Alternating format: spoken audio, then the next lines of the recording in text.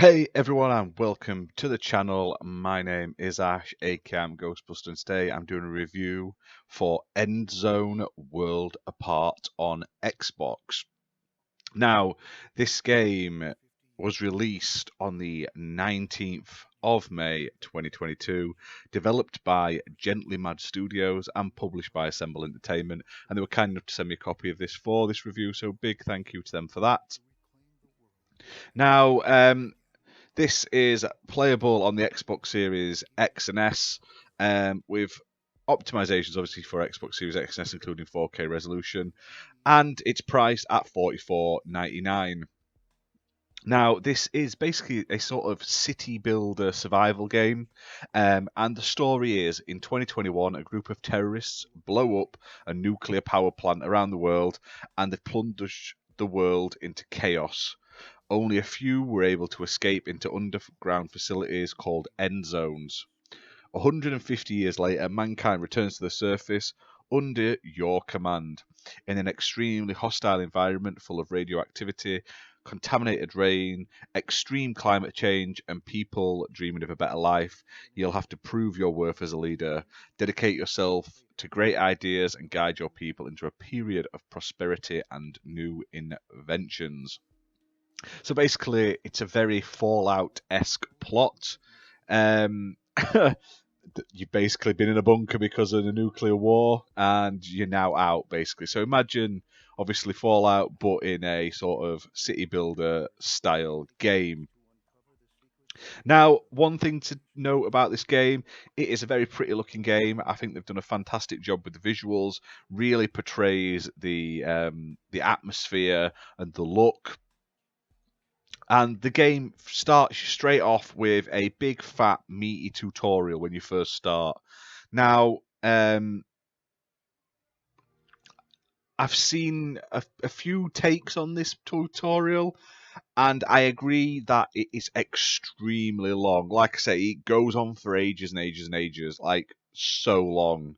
It goes into detail about everything, which is fantastic. It's a very in-depth process for the tutorial, and once you've done that, you can basically go into the wild world and play the different modes that are available. But honestly, I agree with some of people saying this should have been called a campaign mode because, oh my god, it is long. And if you're one of those people that just wants to jump in and play, you'll probably not particularly like that. But once you've finished it, it's not what you end up playing without ever having to worry about what you've got to do. Whereas some games, they sort of rush you through the tutorial and then you just sort of like floundering.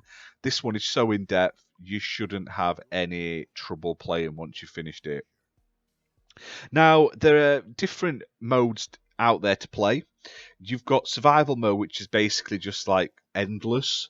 And you can choose like different difficulty settings for it, and you can just go and play. And there's also scenarios, which are like mission-based things where you have to deal with certain things and sort of certain outcomes and stuff like that. So there's two different ways to play there. Now, the game features over 50 different buildings that you're able to make to build your settlement up. You're able to gather and refine loads of different resources, as well as obviously having to manage your economy by making sure you build sort of like efficient infrastructure. And like I say, I think this is a really solid city building game. I like the sort of world it's set in, like the apocalyptic world. I feel it's overdone now in video games, but being a city builder, I think it gets a buy. It actually quite works, and I love this sort of look of some of the buildings when you first build them. They look very shacky, like they have been built out of like the remnants of what you've got left from the past civilization, which I think look absolutely fantastic. Now, you're not just building things; you also have to sort of survive like the world threats as well. So there's things like droughts, toxic rain, sandstorms, radioactive sort of ground and stuff like that you have to deal with, adding another sort of difference to it compared to sort of the standard city building game of like, oh, you build up your your city, or I have to build up my city and defend it from my enemies, etc. I thought it was really cool, and it has like a dynamic environment, which is really cool and very, very well implemented. Now, I didn't like everything about the game. I think the UI has been implemented really well compared to how it was on PC. Normally, some of these games they don't work very well on PC, on console once they've been on PC. Look at Age of Empires. We still haven't got an Age of Empires on console because they just haven't found a way to port it over well with the controller. But the way it works and the control scheme and the UI seem to work really well on Xbox, just as well as the PC counterpart, in my opinion. Now, the overall mechanics work really well. It's a very fun to play, and the environments and the graphics and the sounds, everything look absolutely great. Really, really set the scene. Now, there are a few glitches here and there that I didn't enjoy. Nothing game breaking for me, but the bigger your settlement gets, the more sort of obvious they become.